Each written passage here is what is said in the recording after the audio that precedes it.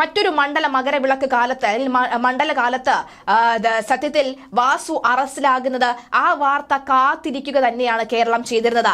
ഇന്നുണ്ടാകും നാളെ ഉണ്ടാകുമെന്ന് പറഞ്ഞ് ഒരാഴ്ചയോളം പിന്നിടുമ്പോൾ വാസു അറസ്റ്റിലാകുന്ന വാർത്ത കഴിഞ്ഞ ദിവസം രാത്രി വന്നപ്പോൾ അക്ഷരാർത്ഥത്തിൽ കേരളത്തിൽ അമിട്ട് പൊട്ടിച്ച് ആഘോഷിക്കാൻ തന്നെയായിരുന്നു ജനങ്ങളുടെ ആവേശം എന്ന് പറയുന്നത്.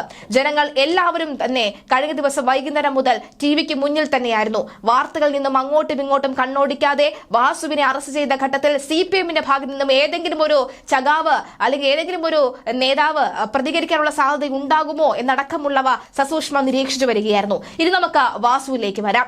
വാസു 2019 ശബരിമലയിൽ ഉണ്ടായ ഒരു സംഭവമാണ്. ശബരിമലയിലെ ഈ കട്ടിളകയിൽ ചെറിയൊരു വിള്ളൽ, അതായത് കട്ടിളയും ചുമരുമായി അല്ലെങ്കിൽ കട്ടിള ബന്ധിപ്പിച്ചിരിക്കുന്ന ആ ഇടവുമായി ചെറിയൊരു വിള്ളൽ ഉണ്ടാകുന്നു, ഒരു ഗ്യാപ്പ് ഉണ്ടാകുന്നു. ആ ഗ്യാപ്പിനിടയിലൂടെ തന്നെ എലികളും മറ്റും അയ്യനിരിക്കുന്ന ആ സന്നിധിയിലേക്ക് പോവുകയും ഒക്കെ ചെയ്യുന്നു. അതുകൊണ്ട് തന്നെ അതൊരു ബുദ്ധിമുട്ടായി കണക്കാക്കിക്കൊണ്ട് ഇത് മാറ്റേണ്ടതുണ്ട്, അല്ലെങ്കിൽ പൂർണ്ണമായി മാറ്റണമെന്നല്ല, ഇതിന് ചില അറ്റകുറ്റപ്പണികൾ ചെയ്യേണ്ടതുണ്ട് എന്ന് പറഞ്ഞുകൊണ്ട് ഈ താഴെ തട്ടിലുള്ള ദേവസ്വം ബോർഡിന്റെ താഴെ തട്ടിലുള്ള തന്ത്രി വരെയുള്ള ആളുകളുടെ ആവശ്യപ്രകാരം ഒരു അഫിഡവിറ്റ്, ഒരു പെറ്റീഷൻ പോലെ ഒരു പത്രം അത് നമ്മുടെ വാസുവിന് കൈമാറുകയാണ്. അതായത് അന്നത്തെ ദേവസ്വം പ്രസിഡന്റ് ആയിരുന്ന വാസുവിന് കൈമാറുകയാണ്. അതുവരെ ആ രേഖകളിൽ ഉണ്ടായിരുന്നത് കൃത്യമായി തന്നെ സ്വർണ്ണപ്പാളികൾ എന്ന് തന്നെയായിരുന്നു, സ്വർണം പൂശിയ ചെമ്പുപാളികൾ എന്ന് തന്നെയായിരുന്നു. എന്നാൽ വാസു നിലച്ചിരുന്നതും, അതായത് രോഗി ഇച്ഛിച്ചതും വൈദ്യം കൽപ്പിച്ചതും പാലുന്ന മട്ടിലായിരുന്നു ഇത്രയും വലിയൊരു അവസരം വാസുവിന്റെ മുന്നിലേക്ക് എത്തിയത്. ആ അവസരത്തെ പരമാവധി ഉപയോഗിക്കുക തന്നെയാണ് വാസു ഇവിടെ ചെയ്തത്.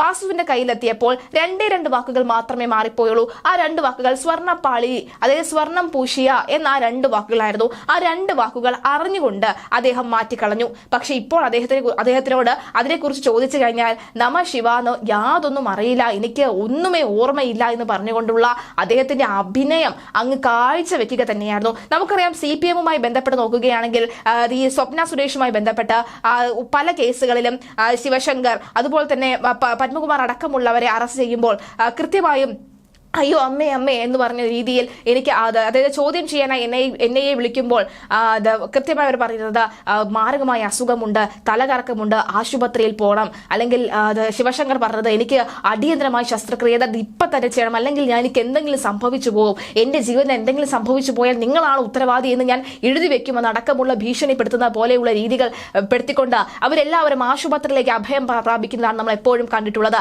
അതേ ഒരു സ്റ്റൈൽ തന്നെയാണ് ഇവിടെ. ഒരിക്കലും അദ്ദേഹം വിചാരിച്ചില്ല അദ്ദേഹത്തിന്റെ ഈ വയസ്സാം കാലത്ത് കോടതിയിലും ജയിലിലും കയറി ഇറങ്ങേണ്ട സാഹചര്യം ഉണ്ടാകുമെന്ന് ഒരിക്കലും വിചാരിച്ചില്ല. പല നാൾ കള്ളൻ ഒരു നാൾ പിടിയിലെന്ന് ആവർത്തിച്ച് നമ്മുടെ അമ്മമാരും നമുക്ക് പറഞ്ഞു പഠിപ്പിച്ചത് ഇത് തന്നെയാണ്. ഇതാ ഇവിടെ ദൈവമുണ്ട്, അതായത് ഈ കോടിക്കണക്കിന് വിശ്വാസികൾ ആരാധിക്കുന്ന അയ്യപ്പൻ അവിടെയുണ്ട്, അയ്യപ്പന്റെ ശക്തി അത്രയും വലുതാണ് എന്നൊക്കെ തന്നെ മനസ്സിലാക്കാനുള്ള ബോധമില്ലയോ എന്നുള്ളതാണ്. അയ്യപ്പൻ നിങ്ങളെയൊക്കെ തന്നെ പരീക്ഷിക്കുകയായിരുന്നു. കാരണം അയ്യപ്പൻ നോക്കുകയായിരുന്നു ഇത് എത്ര നാള് എവിടം വരെ പോകുമെന്ന് അറിയേണ്ടതുണ്ട്. അതായത് ഈ ഒരു മോഷണം നീയൊക്കെ മോഷ്ടിക്കട, ഞാൻ നിന്നെയൊക്കെ കാട്ടിത്തരാമെന്ന് മനസ്സിൽ കരുതിക്കൊണ്ട് തന്നെയാണ് അതിന് എത്ര വർഷമായാലും മറ്റൊരു മണ്ഡലകാലം വരുമ്പോൾ അയ്യൻ സന്തോഷത്തോടുകൂടി നിറപുഞ്ചരിയോടുകൂടി എല്ലാ അയ്യപ്പ ഭക്തന്മാരെയും സ്വാഗതം ചെയ്യുമെന്ന കാര്യത്തിൽ യാതൊരുവിധ സംശയവും വേണ്ട.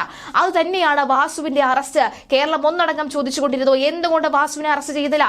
മുരാരി ബാബു ചെയ്ത അതേ തെറ്റ് തന്നെയാണ് വാസുവും ചെയ്തിരിക്കുന്നത്. ഒരു പക്ഷേ അതിനേക്കാൾ കൂടുതൽ തെറ്റ് ഒരു കേസിൽ മാത്രമാണ് ഇപ്പോൾ വാസുവിനെ അറസ്റ്റ് ചെയ്തിരിക്കുന്നത്. ഇനിയും അധികം ദേവസ്വം കമ്മീഷണറായി ഇരിക്കെ നടത്തിയ ഉണ്ണികൃഷ്ണൻ പോറ്റി പുറത്തേക്ക് കൊണ്ടുപോയ സ്വർണത്തിന്റെ അടക്കം ഉണ്ണികൃഷ്ണൻ പോറ്റി എന്റെ കയ്യിൽ കുറച്ച് സ്വർണം ബാക്കി ഇരിപ്പുണ്ട്, അത് എന്ത് ചെയ്യണം, അതൊരു നിർദ്ധരായ പെൺകുട്ടിക്ക് വിവാഹം നടത്തേണ്ടതുണ്ട് എന്നടക്കം ഇമെയിൽ അയക്കുന്ന ഘട്ടത്തിൽ ഉണ്ണികൃഷ്ണൻ പോറ്റി അവിടെ ഉണ്ടായിരുന്നു.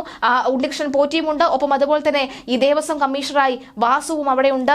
മാത്രമല്ല വാസു പുറത്തേക്ക് ഇറങ്ങുമ്പോൾ മാധ്യമങ്ങളോട് കഴിഞ്ഞ ദിവസങ്ങളിൽ അറസ്റ്റാകുന്നതിന് മുൻപ് മാധ്യമങ്ങളോട് പറഞ്ഞത് ഉണ്ണികൃഷ്ണൻ പോറ്റി എന്നോട് ചോദിച്ചത് അദ്ദേഹത്തിന്റെ സ്വർണത്തെക്കുറിച്ചാണ്, അല്ലാതെ ദേവസ്വം ബോർഡിലെ സ്വർണത്തെക്കുറിച്ചല്ല, അയ്യന്റെ സ്വർണത്തെക്കുറിച്ചല്ല എന്നാണ് പറഞ്ഞത്. പക്ഷേ സത്യത്തിൽ കോടതി കൃത്യമായി കണ്ടെത്തിയിരുന്നു എത്ര സ്വർണം അല്ലെങ്കിൽ എത്ര ഗ്രാം സ്വർണമുണ്ട്. അതൊരു പക്ഷേ ഗ്രാമാകാം, പവനാകാം, കോടിക്കണക്കിന് രൂപ വിലമതിക്കുന്ന സ്വർണവുമാകാം. അതിനെക്കുറിച്ചൊന്നും തന്നെ പരാമർശം നടത്തുന്നില്ല. പിന്നെ ഒരിക്കലും അത് വ്യക്തിപരമായ സ്വത്തല്ല, അത് ദേവസ്വത്തിന്റെ സ്വത്താണ്, അല്ലെങ്കിൽ അയ്യന്റെ സ്വർണമാണ് എന്ന് മനസ്സിലാക്കാനുള്ള ബോധ്യം ഈ ദേവസ്വം ബോർഡ് കമ്മീഷണറായി ഇരിക്കെ വാസുവിനില്ലേ എന്നടക്കമുള്ള രൂക്ഷമായ ചോദ്യം ഹൈക്കോടതി ചോദിച്ചതിന് പിന്നാലെയാണ് വാസു അതിൽ കൂടി അറസ്റ്റിലാകേണ്ട ഘട്ടം വരുന്നുണ്ട്. എന്തായാലും ശബരിമല ദ്വാരപാലക ശില്പപാളിയിലെയും കട്ടിളപ്പടിയിലെയും സ്വർണം കവർന്ന കേസിൽ ബോർഡ് മുൻ പ്രസിഡന്റും ദേവസ്വം കമ്മീഷണറുമായിരുന്ന എൻ വാസു റിമാൻഡിലാകുമ്പോൾ വീണത് 5ാം വിക്കറ്റ് തന്നെയാണ്. പത്തനംതിട്ട ജുഡീഷ്യൽ 1ാം ക്ലാസ് മജിസ്ട്രേറ്റ് കോടതിയാണ് വാസുവിനെ റിമാൻഡ് ചെയ്തത്.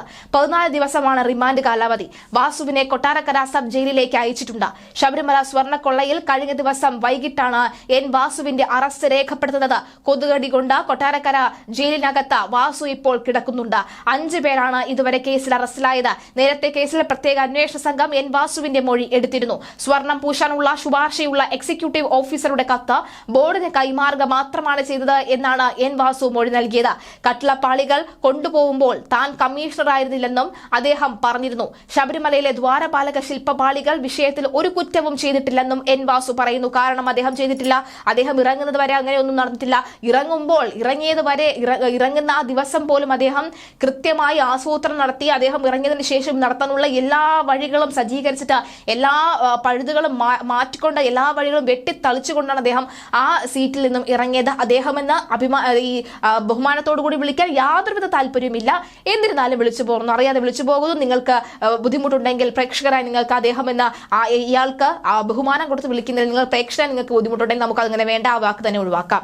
ദേവസ്വം ബോർഡ് പ്രസിഡന്റ് ആയിരിക്കുമ്പോഴാണ് ദേവസ്വം കമ്മീഷണർ ആയിരിക്കുമ്പോഴും തെറ്റുകളൊന്നും തന്നെ സംഭവിച്ചിട്ടില്ല. 2019 മാർച്ച് 14 ദേവസ്വം കമ്മീഷൻ സ്ഥാനത്ത് നിന്ന് മാറി നവംബറിൽ വീണ്ടും ദേവസ്വം പ്രസിഡന്റായി തിരിച്ചെത്തിയതും അദ്ദേഹം പറഞ്ഞു. പക്ഷേ ഈ സമയത്ത് ശബരിമല ഭരിച്ച വാസുവിന്റെ വിശ്വാസരെല്ലാം വാസുവിനെതിരെ മൊഴി നൽകി കഴിഞ്ഞു.